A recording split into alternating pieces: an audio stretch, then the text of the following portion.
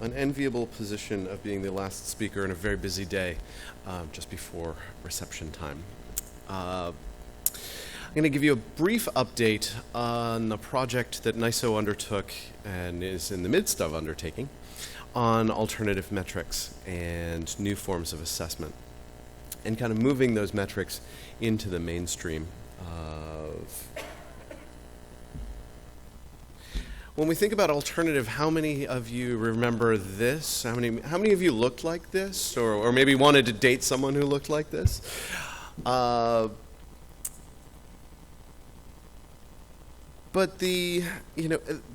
part of this is that what had been alternative has kind of entered the mainstream. And certainly when the standards guy stands up and starts talking about something, it really can't be considered alternative much anymore. One of the things regarding alternative metrics, we've been spending a lot, that particular community, the alternative metrics community, has spent a lot of time over the last several years since Jason Preem coined the term to get people's awareness up about alternative metrics. What I'd like to do is push back on that a little bit and not think about these metrics from the perspective of alternative, but just different, and they're just metrics, and we have a variety of metrics in our community. We really shouldn't be thinking about these in terms of alt metrics anymore. They're really just metrics. And there's a variety of aspects related to these new forms and these new types of metrics that we need to look at, and we need to develop a common understanding about how these metrics are functioning. Some of those things focus on definitions of metrics, the identifiers that are used in creating these metrics, and the information ecosystem that we are participating in. There are questions about granularity. At what level are we counting things? Say the impact factor is a journal level metric, but we increasingly want to find information about a particular scholar. So using an ORCID, identifying a particular scholar's work across all different types of publications.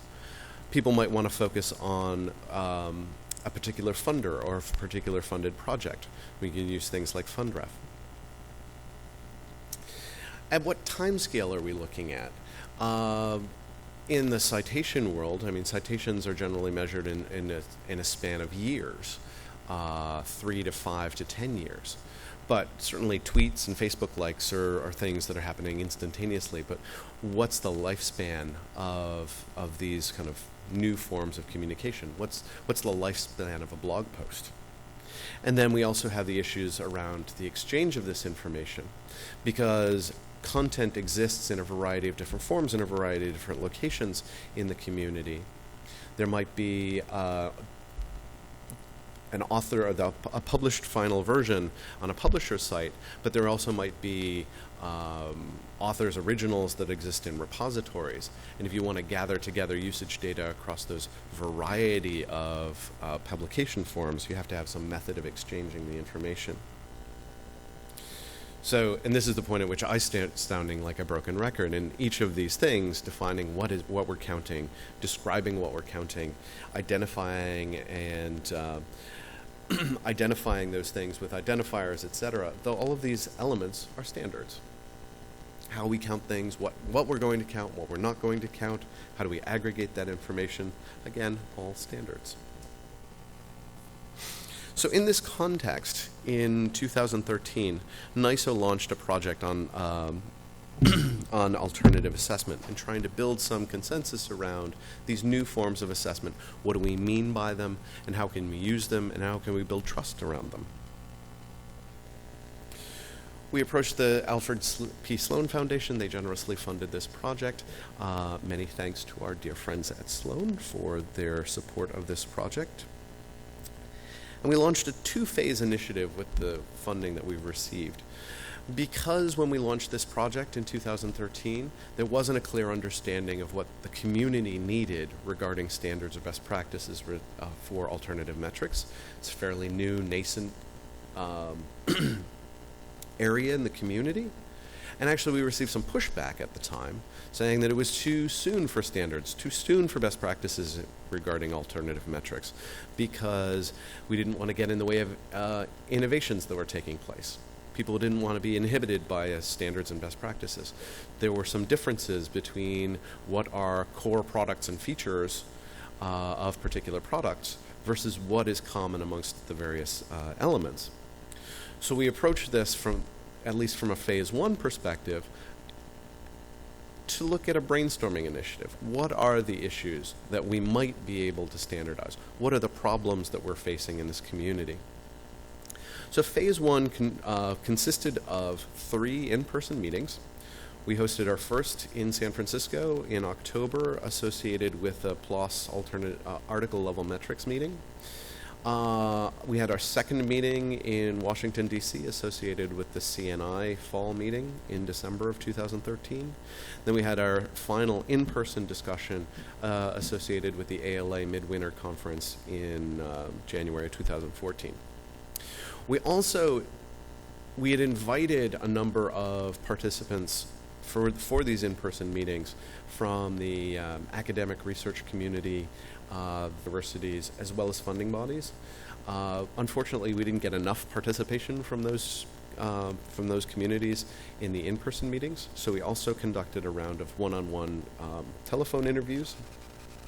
And we summarized that in a report that we published and announced last year in June that synthesized those meetings. Each of those meetings had a basic flow. We started off with some lightning talks to kind of get ideas generated in terms of what's happening in the community. We then asked all of the participants to write down on Post-it notes what their ideas were, and we then voted on those ideas, and then broke off into different discussion groups to really discuss, what should we talk about in terms of what are problems with exchange of information, what are problems with data quality, what are problems with gaming, to really elicit some ideas, and we repeated that process a couple times. We'd originally proposed in our proposal to Sloan that we'd generate, maybe 50 or 60 different ideas. We ended up generating more than 200, which was fantastic. Those ideas kind of fell into 25 general themes, which we summarized in the white paper. We then launched last fall a phase 2 effort, which is, we've got all of these ideas. Let's prioritize those ideas, decide which are the top handful that NISO can pursue, and then form some working groups, actually get some things done, get some standards and best practices into the community, which we're still hopefully on track for. We've just formed a number of working groups to launch this.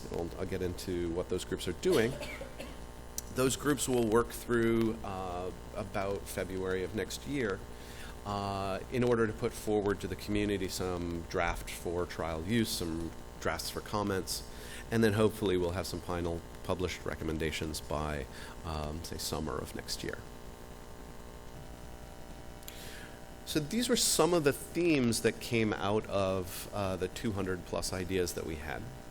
There were areas of definitions that people were concerned about, understanding what are the elements of alternative metrics that people are using, what are definitions for the different elements and how they're counted. How do these things apply to different types of research outputs? So what are metrics that we could use for new forms of scholarly output, like data sets or software, which don't traditionally have citations? What are implications for the use of these non-traditional metrics in things like discovery services? Anyone who's used Amazon's service, and when you've found an object, found a product, oh, well, the people who looked at this product actually eventually bought these products. That's a form of usage-based discovery that we could use these alternative metrics for, and what are the implications for discovery in our community? How can these metrics be used in research evaluation within institutions? In what way, and how do those how are there differences between different fields? So what are the context? What might be a really good alternative metrics score, if you will, in chemistry might not mean anything in the areas of the humanities or social sciences. So in the same way that we have an impact factor, a really good impact factor in the social sciences might be a really bad impact factor in chemistry. And what are those differences? At this point, we don't really know. There are issues, obviously, with grouping and aggregating and teasing together information and what sort of granularity we're looking at these metrics. And then finally, issues around adoption. Because it's not NISO, NISO doesn't really exist to publish standards and put them on the shelf. What we really want is to get people to use these things, build systems around them so that they're really adopted and implemented. I realize this isn't really readable, but basically what we did was take those 25 ideas, went out into the community, we surveyed the community, we used IdeaScale, a couple different tools that we have, as well as getting the leadership committee within NISO that's responsible for this, the Business Information Topic Committee, to look at those 25 different ideas, because realistically NISO is a fairly small organization. We're not going to pursue 25 different ideas at the same time. So how do we prioritize those different things? And this is one of the ways in which we identified the top 5 ideas, which are highlighted with the arrows. And that brought us to the phase where we currently are at. The Business Information Topic Committee honed in on 5 different project ideas. And these were organized into essentially 3 working groups, because there was some alignment between those 5 different ideas. So the first group is going to look at development of definitions and descriptions of use cases. So what are we talking about? How can we define these things?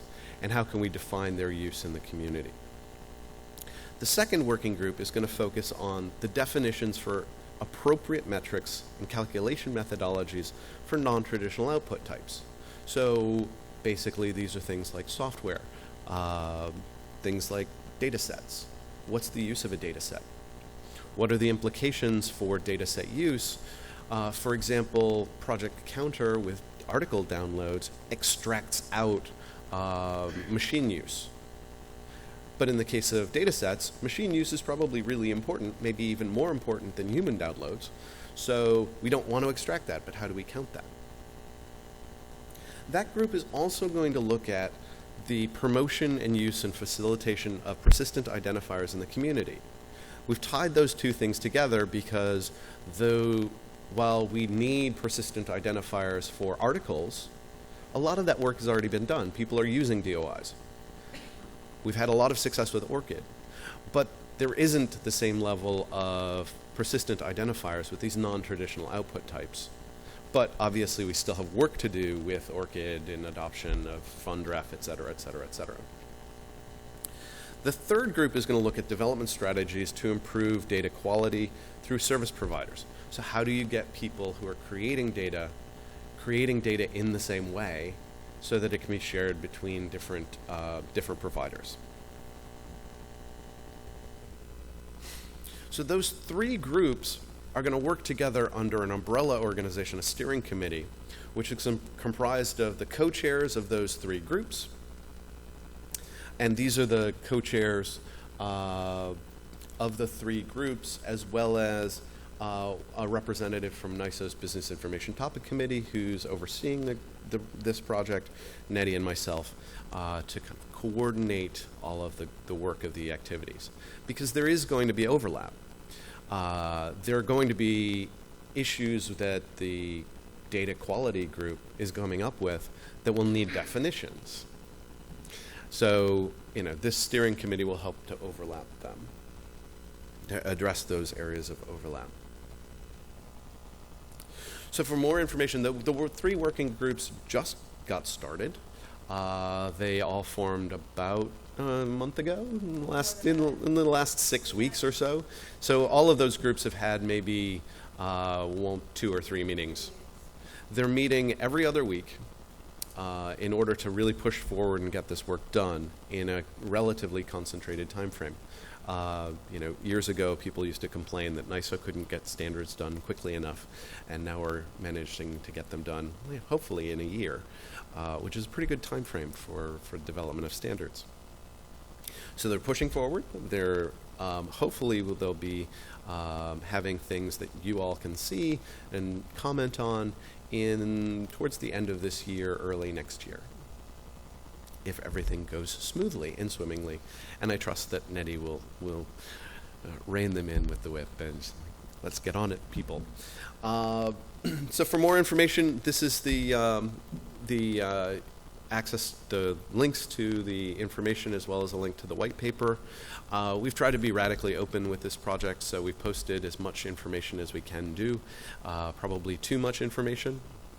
But visit that website. You can download. You can listen to. There's recordings of all of the meetings, the in-person meetings that we've had, as well as all of the background information on the project. So, any questions or comments? Everyone can hear that the reception is starting near the wall. Well, all right. Thank you, Todd. Thank you, Amy. Thank you, Heather. And thank you, Regina, and thank you all.